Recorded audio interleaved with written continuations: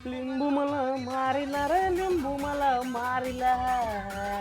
हे गाणं मित्रांनो तुम्ही ऐकलंच असेल. आणि खरंच सांगतो याच लिंबाने आता एका व्यक्तीची पद्धतशीर ठासली आहे. याचं कारण मित्रांनो दिल्लीमध्ये निर्माण विहारमध्ये एक घटना घडली की तिथे महिंद्राच्या शोरूममध्ये पहिल्या मजल्यावर थार कोसळून तिचा फार भुगा झालाय, ऍक्सिडेंट झालाय आणि तिचा फार वाटुळं झाले.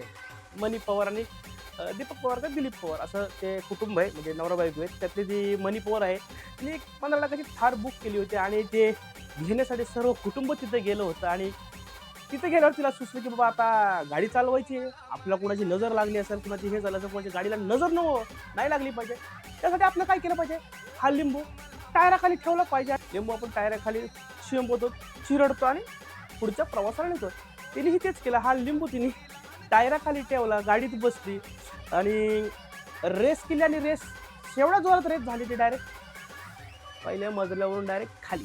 गाडीचा भोगा झाला आहे आणि तिला थोडीफार दुखापत झाली आहे आणि ती हॉस्पिटलमध्ये आता आहे.